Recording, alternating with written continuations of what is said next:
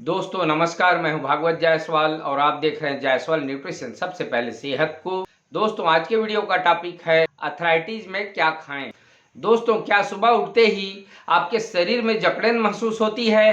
क्या आपके घुटनों, कमर, कंधों या हाथों के जोड़ों में दर्द होता है? क्या सीढ़ियां चढ़ने, चलने, उठने बैठने में परेशानी होती है? और सबसे बड़ा सवाल है अर्थराइटिस में क्या खाएं और क्या ना खाएं। दोस्तों आज के वीडियो में मैं बताने वाला हूं 10 ऐसे पौष्टिक खाद्य पदार्थ जिन्हें संतुलित आहार का हिस्सा बनाया जा सकता है और जो पूरे शरीर के स्वास्थ्य के लिए उपयोगी पोषक तत्व प्रदान करते हैं।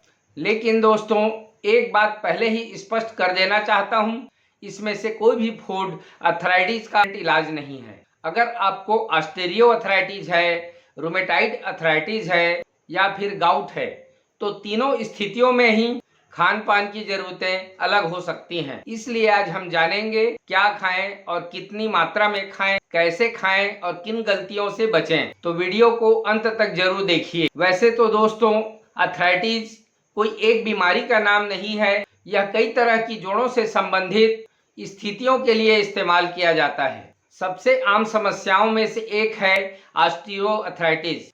दोस्तों इसमें समय के साथ जोड़ों की संरचनाओं में बदलाव और कार्टिलेज का नुकसान हो सकता है। दूसरी तरफ रूमेटाइड अर्थराइटिस एक ऑटो इम्यून बीमारी है जिसमें शरीर की प्रतिरक्षा प्रणाली जोड़ों में सूजन पैदा कर सकती है और गाउट में यूरिक एसिड के क्रिस्टल जोड़ों में जमा होकर दर्द और सूजन पैदा कर सकते हैं। इसलिए किसी भी व्यक्ति का अर्थराइटिस डाइट उसके रोग के प्रकार और स्वास्थ्य स्थिति के अनुसार अलग हो सकता है। अब जानते हैं वे 10 फूड्स जिनसे हमें महत्वपूर्ण पोषक तत्व मिल सकते हैं, जिसमें पहला है फैटी फिश। दोस्तों यह पहला फूड है फैटी फिश, जिसमें मैक्रेल, सार्डिन, सैल्मन जैसी मछलियां होती हैं। इनमें भरपूर ओमेगा 3 फैटी एसिड पाया जाता है। दोस्तों ओमेगा 3 शरीर की सामान्य सूजन प्रक्रिया में भूमिका निभाता है, इसलिए मछली खाने वालों के लिए इसे संतुलित आहार का हिस्सा बनाया जा सकता है। लेकिन दोस्तों मछली को डीप फ्राई करने के बजाय ग्रिल, बेक या कम तेल में पकाकर खाना एक बेहतर विकल्प हो सकता है। अगर आप शाकाहारी हैं तो आगे वीडियो में बताया जाने वाला चिया सीड्स, अलसी और अखरोट जैसे विकल्प का उपयोग कर सकते हैं। दूसरा सुपर फूड्स है अलसी। दोस्तों अलसी अल्फा लेनोलेनिक एसिड यानी इसमें ओमेगा 3, फाइबर और अन्य पौधों से मिलने वाले पोषक तत्व पाए जाते हैं। दोस्तों आप अलसी को भूनकर या पीसकर भोजन में मिला सकते हैं। उदाहरण के लिए आप इसे दलिया में मिलाकर खा सकते हैं, दही में मिलाकर खा सकते हैं, सलाद में मिलाकर खा सकते हैं या फिर आप चाहें तो आटे में थोड़ी से मिलाकर खाया जा सकता है। दोस्तों एक जरूरी बात है, अलसी खाते समय पर्याप्त पानी लेना अच्छा होता है क्योंकि इसमें फाइबर की मात्रा काफी ज्यादा होती है। तीसरे नंबर का सुपर फूड्स है अखरोट। दोस्तों अखरोट में भी भरपूर ALA ओमेगा 3 फैटी एसिड होता है, साथ ही इसमें मैग्नीशियम, प्रोटीन और स्वस्थ वसा पाए जाते हैं। लेकिन दोस्तों अखरोट को मुट्ठी भर खाते रहने की जरूरत नहीं है क्योंकि इसमें कैलोरी भी काफी मात्रा में होती है। दोस्तों एक छोटी मात्रा को संतुलित आहार में शामिल करना पर्याप्त हो सकता है। इसे आप सुबह नाश्ते में या फिर भोजन के बाद खा सकते हैं। दोस्तों याद रखिए अखरोट भी कोई दर्द की दवा नहीं है, केवल यह पौष्टिक आहार का हिस्सा है। चौथे नंबर का सुपर फूड्स है हरे पत्तेदार सब्जियां। दोस्तों हरे पत्तेदार सब्जियों में खास करके पालक, चौलाई, मेथी के साथ में अन्य स्थानीय हरे पत्तेदार सब्जियां, इसमें होती है फाइबर, फोलेट, विटामिन के और कई अन्य पोषक तत्व मिलते हैं। दोस्तों हमारे भोजन की प्लेट में सब्जियों का अच्छा हिस्सा होना चाहिए। दोस्तों इसका एक आसान नियम है, प्लेट का लगभग आधा हिस्सा सब्जियों और सलाद से भरने का कोशिश करें। यह आपकी व्यक्तिगत जरूरतों और उपलब्धता के अनुसार होनी चाहिए। पांचवें नंबर का सुपर फूड्स है रंगीन फलें, जैसे कि अमरूद, संतरा, अंगूर, बेरीज यदि उपलब्ध हों, जैसे स्ट्रॉबेरी, ब्लूबेरी, ब्लैकबेरी। दोस्तों इन फलों में विटामिन सी के साथ विभिन्न पौधों के एंटीऑक्सीडेंट्स भरपूर मात्रा में पाए जाते हैं। दोस्तों ये सभी शरीर में कोलेजन बनने की प्रक्रिया में महत्वपूर्ण भूमिका निभाते हैं। लेकिन दोस्तों फल का मतलब फ्रूट जूस नहीं है। पूरे फल खाएं तो इसमें फाइबर्स भी ज्यादा मिलते हैं, इसलिए दोस्तों जूस की जगह पूरा फल खाना बेहतर विकल्प हो सकता है। सुपर फूड्स नंबर 6वां है दही। दोस्तों दही प्रोटीन और कैल्शियम का बहुत अच्छा स्रोत है।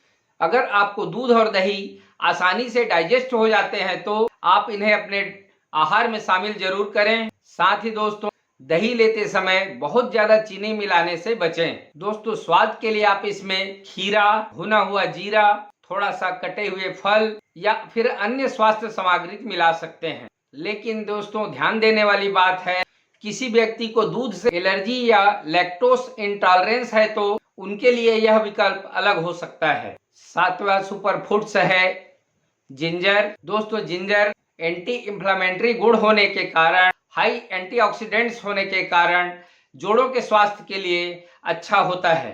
साथ ही यह कई प्रकार की और समस्याओं जैसे कफ, सर्दी में भी गुणकारी होता है। इसे आप चाय के साथ ले सकते हैं, सब्जी में ले सकते हैं या फिर छोटा सा टुकड़ा सुबह चबाकर भी खा सकते हैं। 8वां सुपर फूड्स है दाल और बीन्स। दोस्तों दालें और बीन्स जैसे कि मूंग दाल, मसूर दाल, चना, राजमा, लोबिया और सोयाबीन, इसमें हमें प्रोटीन, फाइबर और मिनरल्स मिलते हैं जो मांसपेशियों को मजबूत रखने के साथ हड्डियों के स्वास्थ्य में भी असरकारक होते हैं। इसलिए हर रोज भोजन में पर्याप्त प्रोटीन रखने की कोशिश करें। शाकाहारी लोगों के लिए दाल, सोयाबीन और दूध से बने खाद्य पदार्थ अच्छे विकल्प हो सकते हैं। सुपर फूड्स नंबर 9वां है स्वस्थ वसा। दोस्तों स्वस्थ वसा जैसे अन्य तत्वों की आवश्यकता होती है शरीर को, वैसे ही स्वस्थ वसा की भी आवश्यकता पड़ती है जो हमारे शरीर के लिए ऊर्जा देने का काम करता है। यह हमें अखरोट से मिल सकता है, अलसी से मिल सकता है, चिया सीड्स से मिल सकता है, तिल से मिल सकता है, मूंगफली से मिल सकता है और दोस्तों कुछ असंतृप्त वसा वाले तेलों से भी मिल सकता है। यह सबसे महत्वपूर्ण बात है मात्रा की। दोस्तों हेल्दी फैट भी बहुत ज्यादा मात्रा में लेने से अतिरिक्त कैलोरीज मिल जाती है, इसलिए तेल और बीजों का संतुलित मात्रा में उपयोग करें। सुपर फूड्स नंबर 10वां है हल्दी और मसाले। दोस्तों 10वें नंबर की जब हम बात करेंगे, इसमें हल्दी और मसालों की बात आती है। हल्दी में करक्यूमिन नामक यौगिक मिलता है जिस पर ज्वाइंट सिम्टम्स और सूजन से संबंधित कई अध्ययन किए गए हैं। भोजन में सामान्य मात्रा में हल्दी का उपयोग करना ठीक है। इसे आप गुनगुने दूध के साथ भी ले सकते हैं। लेकिन दोस्तों करक्यूमिन सप्लीमेंट्स की बात अलग है, इसे सलाह के अनुसार लेना चाहिए। इन सुपर फूड्स को आप अपने डाइट में, आप अपने आहार में लगातार शामिल करते हैं तो इससे आपको अर्थराइटिस जैसी समस्याओं में राहत मिल सकती है। साथ ही दोस्तों अब जानते हैं अर्थराइटिस में क्या कम करें। अब बात करते हैं उन चीजों की जिन्हें कम करना अर्थराइटिस के लिए फायदेमंद हो सकता है। इसमें आता है बार बार तला हुआ भोजन को कम करना, अपने आहार में ट्रांस फैट वाले खाद्य पदार्थ को कम करना, मीठे पेय, पैकेज्ड ड्रिंक्स, कोल्ड ड्रिंक्स को कम करना, अत्यधिक अल्ट्रा प्रोसेस्ड फूड को कम करना, बहुत ज्यादा कैलोरी को कम करना फायदेमंद हो सकता है। और दोस्तों शराब और धूम्रपान को कम करना। दोस्तों अगर आपको गाउट है तो आपकी डाइट अलग हो सकती है। हाई प्रोटीन फूड और अल्कोहल के बारे में आप अपने डॉक्टर या डाइटिशियन से सलाह जरूर लेकर उपयोग करें। दोस्तों ये तो हुई बात कम करने की। अब जानते हैं अर्थराइटिस वालों के लिए फूड के साथ वह 4 काम जिसे करना चाहिए। दोस्तों केवल खाना बदलना पर्याप्त नहीं है, ज्वाइंट हेल्थ के लिए 4 चीजें जरूरी है। पहला है स्वस्थ वजन रखना, दूसरी है नियमित फिजिकल एक्टिविटी करना, तीसरी है मांसपेशियों की स्ट्रेंथ बनाए रखना और चौथी है पर्याप्त नींद लेना।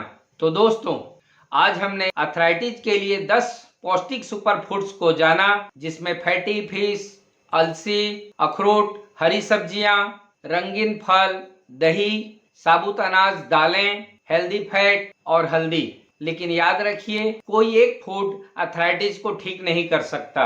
सही डाइट का उद्देश्य है शरीर को जरूरी पोषक तत्व देना, स्वस्थ वजन बनाए रखना और ओवरऑल हेल्थ को बेहतर बनाना। अगर आपके जोड़ों में लगातार दर्द, सूजन या बहुत लंबे समय तक जकड़न रहती है तो सही डायग्नोसिस बहुत जरूरी है। अगर आपको वीडियो उपयोगी लगा हो तो लाइक करें, शेयर करें और जायसवाल न्यूट्रिशन सबसे पहले सेहत को सब्सक्राइब करना ना भूलें। आप स्वस्थ रहें, खुश रहें।